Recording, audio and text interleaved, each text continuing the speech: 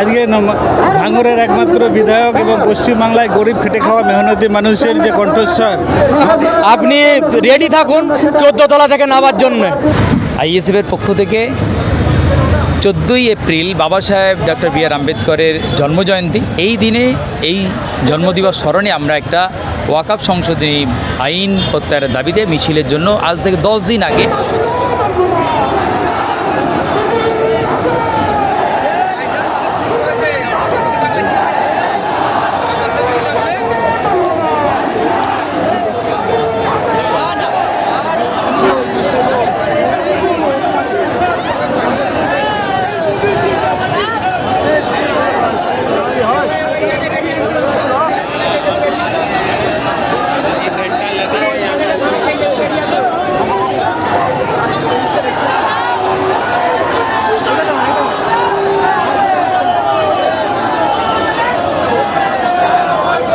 আইএসএফের পক্ষ থেকে 14ই এপ্রিল বাবা সাহেব ডক্টর বি আর আম্বেদকরের জন্মজয়ন্তী, এই দিনে এই জন্মদিবস স্মরণে আমরা একটা ওয়াকফ সংশোধনী আইন প্রত্যাহারের দাবিতে মিছিলের জন্য আজ থেকে 10 দিন আগে আমরা কলকাতার লালবাজারকে জানিয়েছিলাম।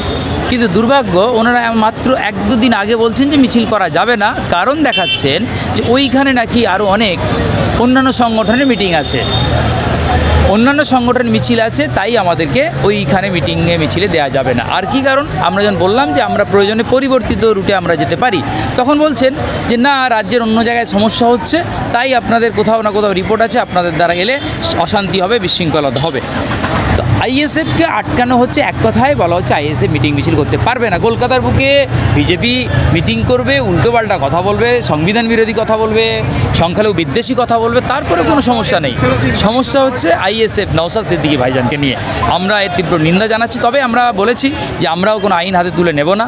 আমরা একই দাবি করতে পারে না। এর কারণ হচ্ছে মুখ্যমন্ত্রী বা তৃণমূল কংগ্রেস তাদের পেটুয়া লোক যারা আছে তাদেরকে দিয়ে ভোট ব্যাংক ঠিক রাখার জন্য মিটিং মিছিল করাবে, উত্তেজনা ছড়াবে, তাহলে তার ভোট ব্যাংক সুবিধা হবে।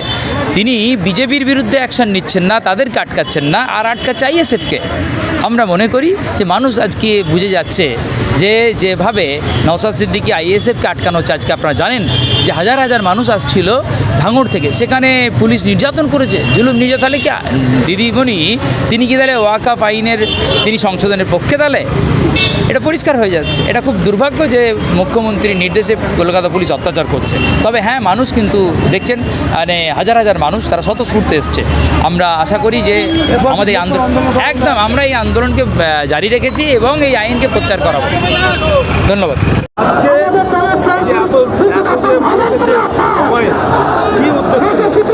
আপনারা নিশ্চয়ই জানেন যে আমরা ইন্ডিয়ান সেকুলার ফ্রন্টের পক্ষ থেকে আজকে ভাঙড়ের একমাত্র বিধায়ক এবং পশ্চিমবাংলায় গরিব খেটে খাওয়া মেহনতি মানুষের যে কণ্ঠস্বর নওশাদ সিদ্দিকী ভাইজানের ডাকে আজকে যে ঐতিহাসিক দিন, আপনারা নিশ্চয়ই জানেন যে 14ই এপ্রিল আজকে ভারতবর্ষের যে সংবিধানের রচয়িতা ডক্টর বি আর আম্বেদকর তার সেই জন্মদিনের উপরে আজকে আমাদের বিভিন্ন কর্মসূচি থাকার সত্ত্বেও আজকে আমাদের এই প্রতিবাদ মিছিল। এই প্রতিবাদের মূল বিষয়বস্তু হচ্ছেন যে আজকে আপনারা নিশ্চয়ই জানেন যে মুসলিম সম্প্রদায়ের যে ওয়াকফ সম্পত্তি, সেই সম্পত্তির যে আজকে ওয়াকফ বিল যে সংশোধনী আইন তৈরি হয়েছে তার প্রতিবাদে আজকে এই মিছিল, এবং আদিবাসীদের জল জঙ্গল জমির যে অধিকার তার জন্যও একটা কনভারসেশন রুল 2023 যে তৈরি হয়েছে তার প্রতিবাদে আজকে এই মিছিল। এই মিছিলে বাংলার সাধারণ গরিব খেটে খাওয়া মেহনতি মানুষের জন্য ইন্ডিয়ান সেকুলার ফ্রন্ট লড়াই করছে, এবং আজকে আমাদের এই দাবিতে আজকে আমাদের এই মিছিল শান্তিপূর্ণভাবে শেষ হবে আমাদের এখান থেকে ধর্মতলা। এরপর আর কোথায় বৃহত্তর আন্দোলন করার ইচ্ছা আছে? আজকের কর্মসূচি হচ্ছে আমাদের এই শিয়ালদা থেকে ধর্মতলা পর্যন্ত ওয়াকফ বিলের এবং দেশ বাঁচাও সংবিধান বাঁচাও দাবিতে আমাদের এই মিছিলটা শুরু হবে। আমার নাম লক্ষ্মীকান্ত হাঁসদা, আমি ইন্ডিয়ান সেকুলার ফ্রন্টের রাজ্য কমিটির সহসভাপতি। আপনি কি বলবেন? দিদিকে একটাই কথা বলবো, দিদি আপনার দোকান বন্ধ 2026-এ, সংখ্যালঘু মানুষ আর বোকা হয়ে থাকবে না, আপনাকে পুরো টোটাল বন্ধ। 2026-এ নওশাদ ভাই যেটা বলবে সেটা আমরা করবো, আর নওশাদ ভাইকেই নিয়ে আসছি আমরা। আপনি রেডি থাকুন 14 তলা থেকে নামার জন্য।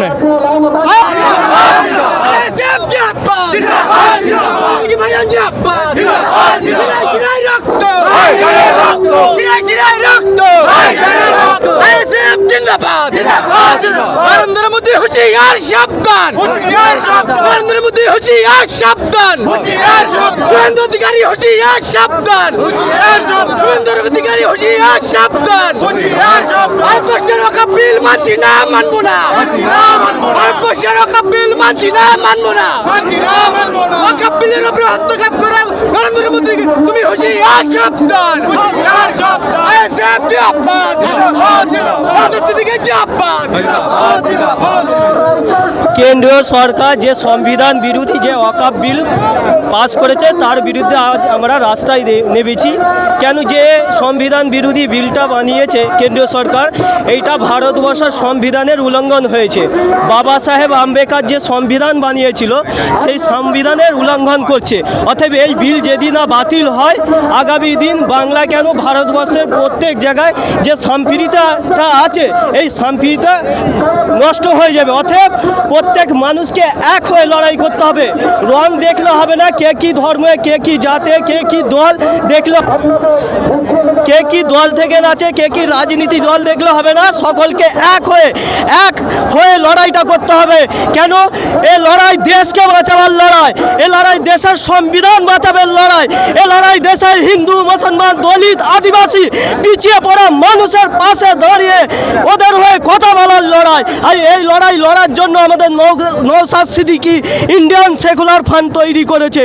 আর ইন্ডিয়ান সেকুলার ফান্ডের নীতি আদর্শ মেনে আমরা রাস্তায় আজ নেমেছি।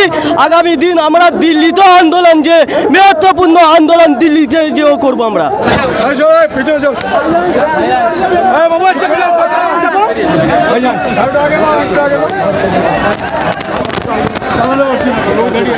তোমরা দাঁড়িয়ে আছো কেন? গাড়িতে যেতে পারছে না, অন্য লোক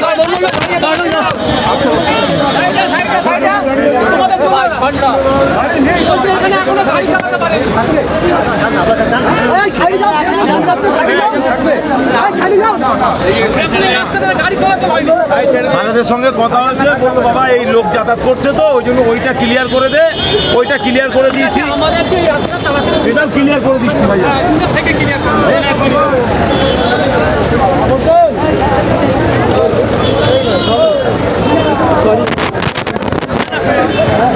ইতিমধ্যে ভাইজান এখান থেকে বেরিয়ে আছে, দেখতে পাচ্ছেন। এখন ভাইজান ভাঙড়ে যাচ্ছে, ভাঙড়ের প্রোগ্রাম হচ্ছে, ভাঙড়ে এখন যাচ্ছে ভাইজান। ঢুকে দাও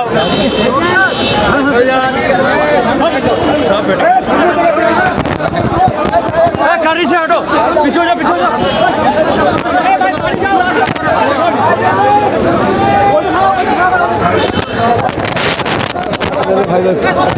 ভাইজানের বাড়ি এখন বেরিয়ে যাচ্ছে, দেখতে পাচ্ছেন। সামনে তো ধরো,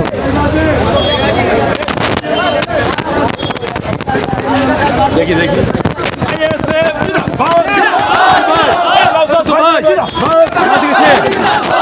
ভাইজান আগে চলুন, আমরা তোমার সাথে আছি। ভাইজান জিন্দাবাদ, ভাইজান জিন্দাবাদ। কালা কানুন বন্ধ করতে হবে।